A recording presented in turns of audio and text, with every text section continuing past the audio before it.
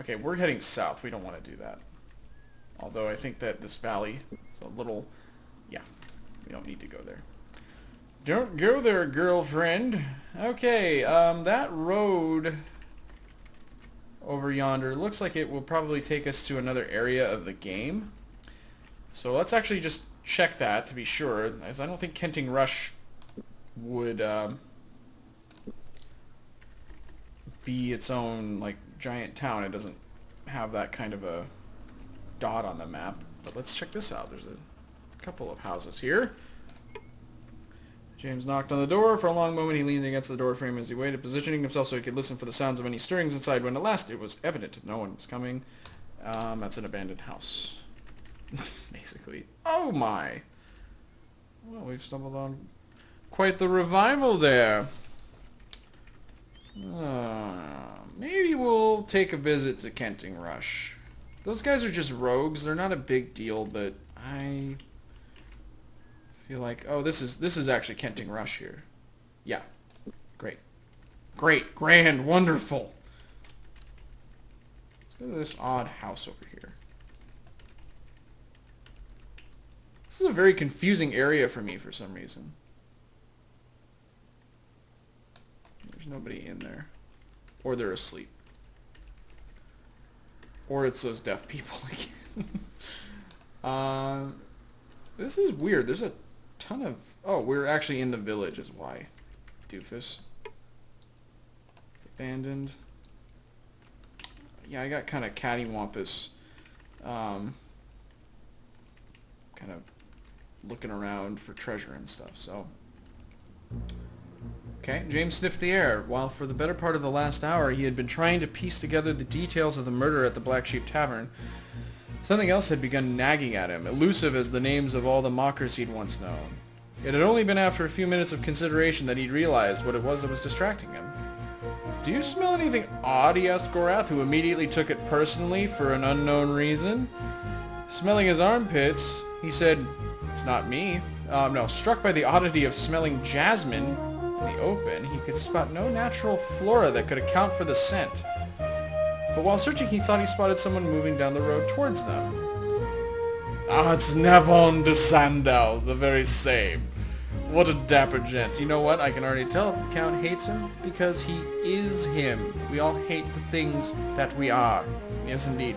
We have a gentleman with a fancy beard and moustache, a perplexing hairline, a bouffant haircut, a collar that is straight out of the 1980s. It's the same guy, basically. Anyways, there's little here to give event enough to warrant visitors from the bitter sea.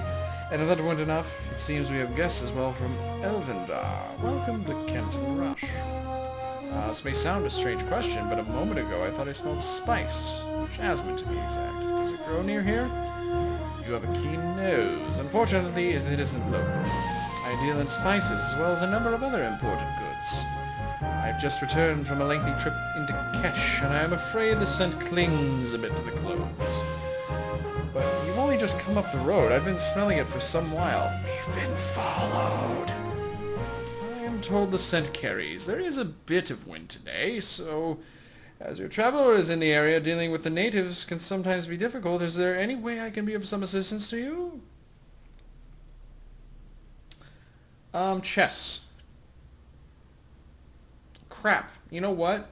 That reminds me. We were going to go pick up that chess piece. Or did we already get it? Well, let's ask him about chess. Ivan Scald in Malak's Cross tells us you are quite a chess player. High praise. He isn't too terrible at it himself. He told us you had a move called Sandal's Retreat. I'd be intrigued to learn it from you. I couldn't just give away a move like that. It's kept me undefeated for several years now. I'd be willing to pay you to learn how. You're after Ivan, aren't you? You won't know what's hit him until you have him.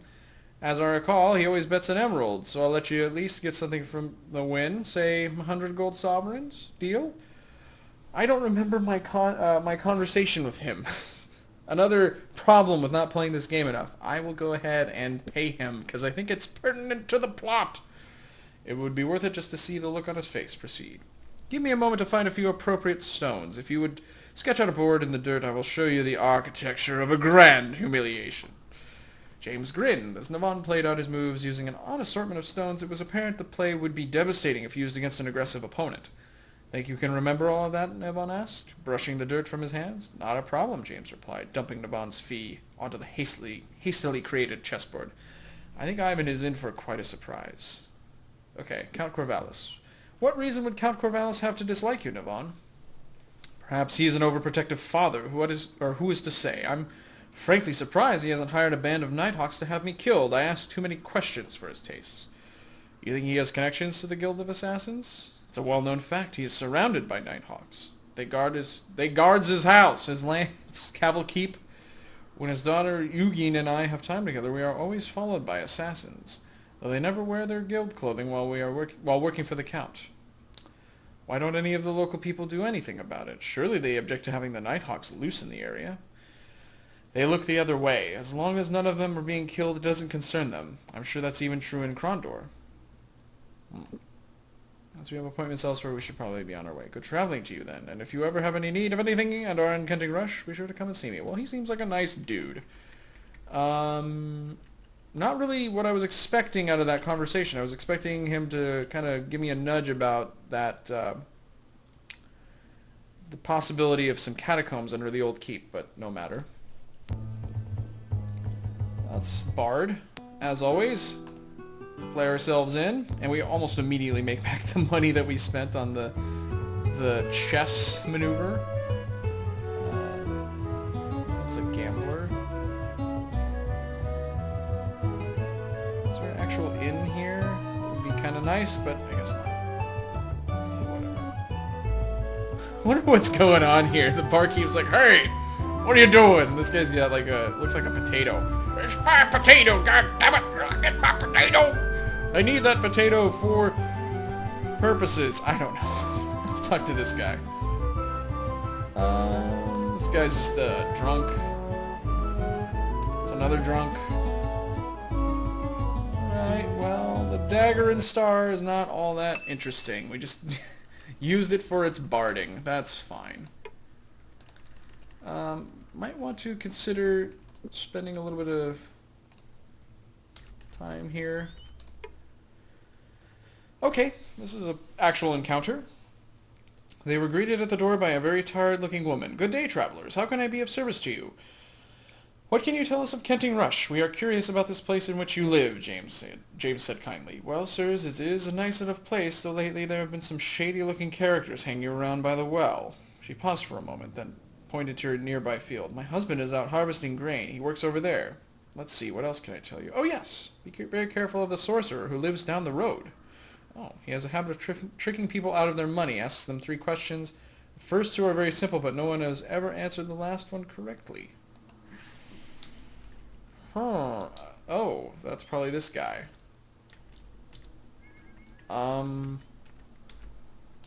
Temptation to save. Chapter 8. Nope. Numpad doesn't work on this. Okay. Let's see if we can talk to this fine fellow. Gorath was about to knock, but his knuckles touched nothing save air as the door swung out of his reach. Accepting the mysterious invitation, they entered the dwelling slowly. There were shelves on every wall, and books on every shelf. Owen's eyes fell upon a wooden staff in the corner of the room. Ah, you found my lightning staff. You like it, I can tell. The voice came from a man sitting on a chair in one corner of the room. The table in front of him was stacked with papers, making his huddled form hard to see. I suddenly sound like the guy from Unsolved Mysteries. I am Shoral. Prove your worthiness to me, and I will give it to you. What kind of game are you playing? Gorath demanded. Oh, good. This is actually something I'm glad that I saved for. Okay, his eyes little more than slits. The magician replied slowly, not a game. He turned to stare at Owen. If you can answer 3 questions, I will give you my staff. But fail this little test, and I shall extract a payment in gold. Care to try your luck? Sure. Excellent. Come, sit before me and we shall begin. Owen did as he was instructed, much to the chagrin of Gorath, who sat down quietly nearby, one hand placed strategically on the handle of his sword. The first question, Owen, is this. Our great and mighty Pug claims to know magic of the greater path and magic of the lesser path. Is this truly possible?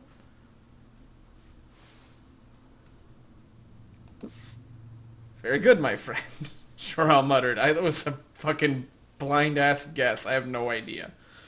You have but 2 questions remaining. He shifted in his chair, shuffled through some papers on his desk, then continued. Dragon lords once ruled this planet. One of these Valeru, Drake and Corin, called himself Lord of the Eagles. Do I tell the truth of this?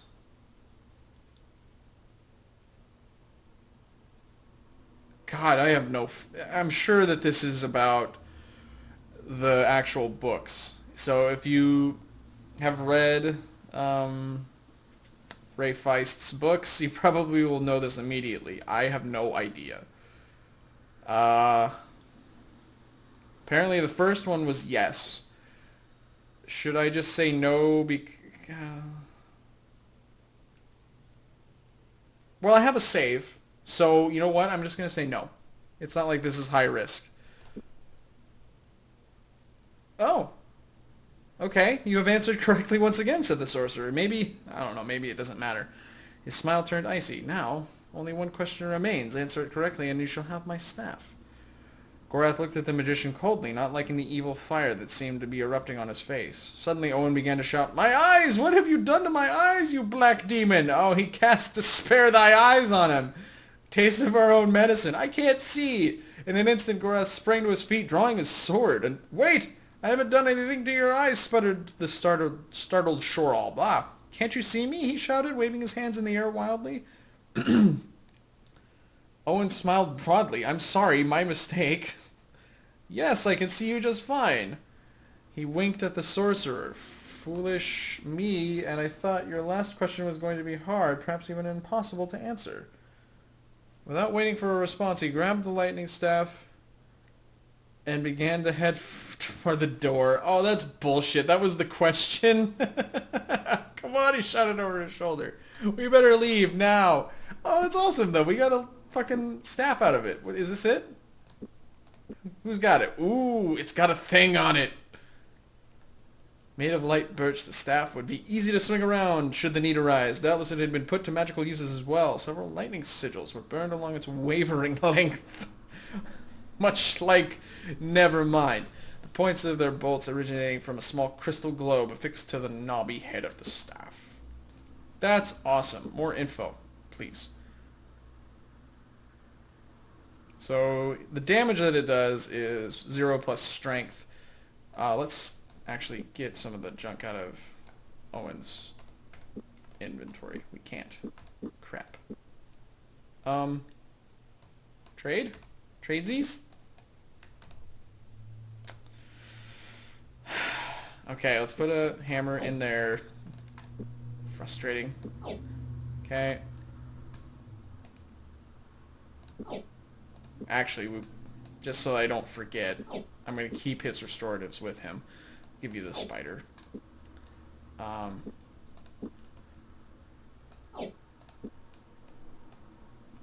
let's take a look. Nope.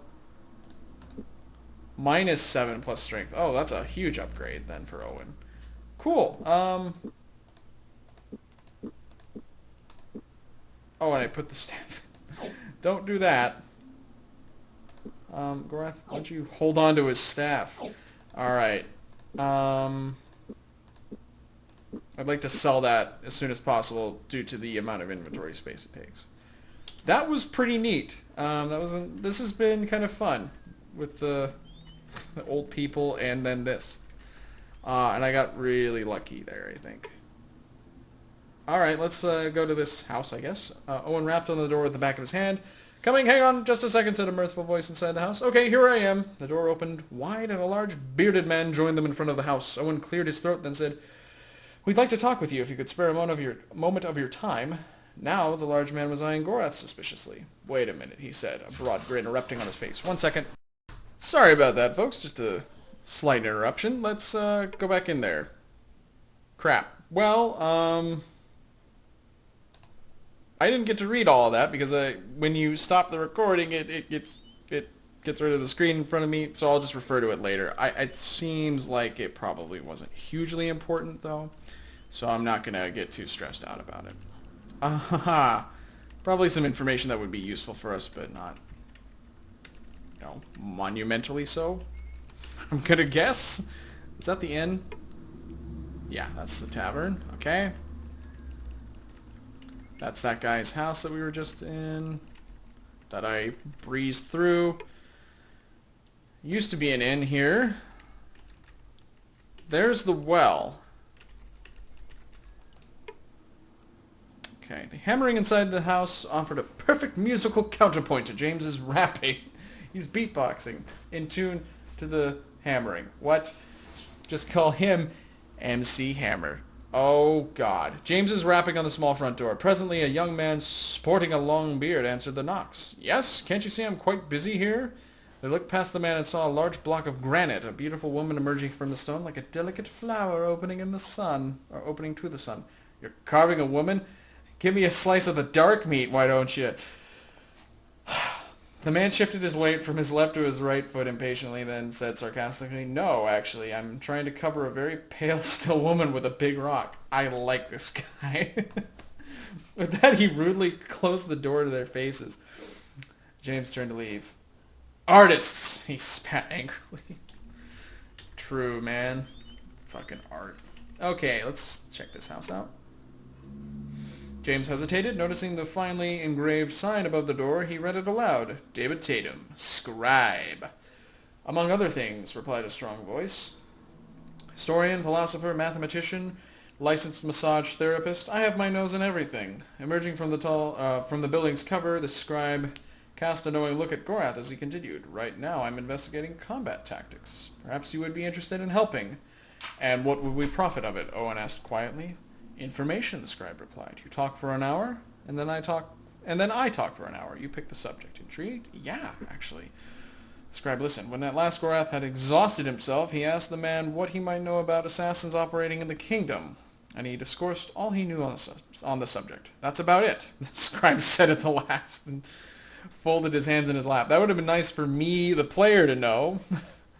Helpful? More than you know, James said. I think we'll now have a better chance of spotting ambushes. Oh, so it's a skill increase. That's fine. But it's time we left. The scribe nodded. I have things to do as well. I have to find out what's happened with one of my assistants, so I may be gone for a while. Good traveling. Bing! That's what I figured. So, yeah, we have an increase probably to our spotting.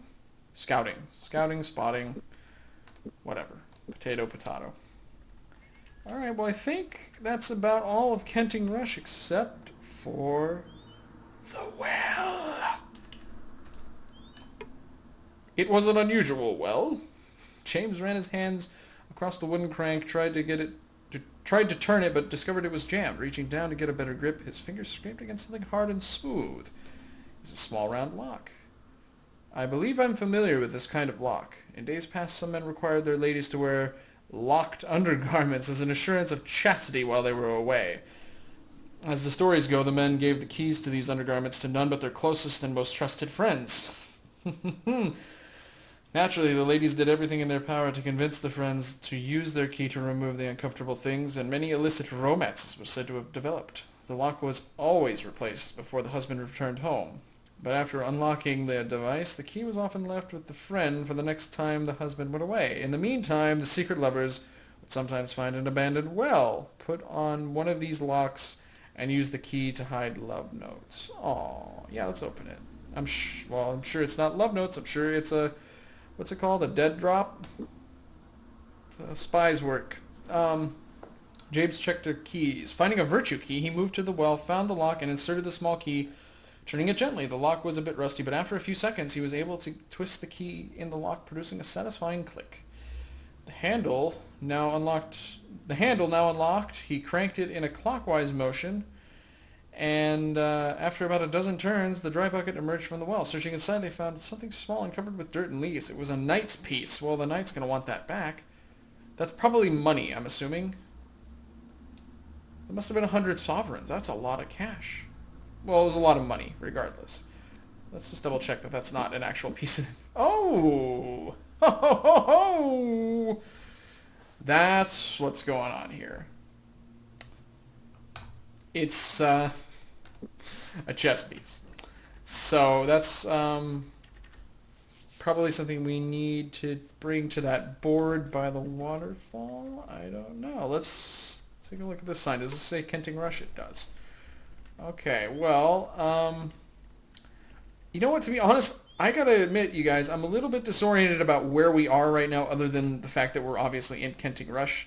But there just seems to be a lot of terrain and woods and stuff, and so obviously the best idea when you're lost is to wander around aimlessly. So let's actually get back to Kenting Rush here.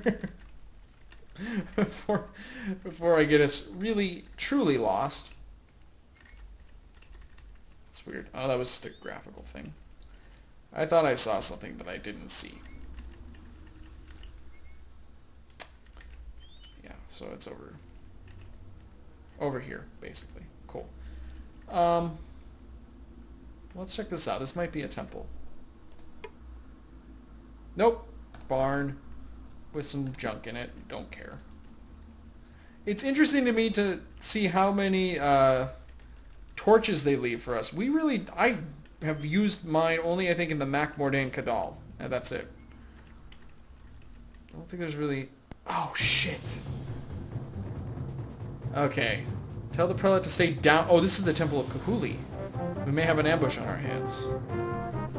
Okay, well, this might not have been prudent, but we'll try to get through this together. These guys probably respond very negatively to Fetters of Rhyme, so... I'm more concerned about him. Excellent. He's stuck. Gorath and James can handle this guy. Oh, yeah.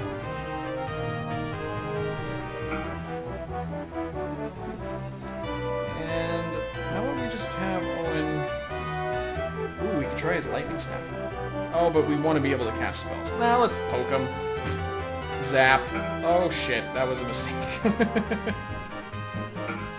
Oh, not that big of a mistake. Try to kill this guy. I need to move Owen over here. Because this guy looks like he's trying to run away. He is. What a bastard. And like I said, these guys probably were not going to be much of a problem.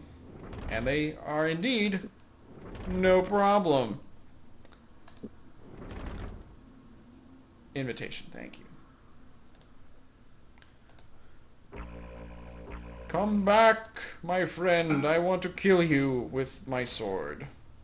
Because I am your friend. That's what friends do. Well, that was kind of a pushover.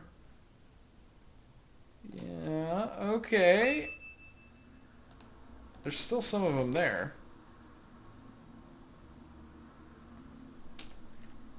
Ah, okay, so while we did kill a bunch of them, they are innumerable. They are too many to actually beat in combat. Fortunately, though, they're kind of weak. So we'll have to figure out a way of getting into there. How about we save that for next time? That sounds like a good plan.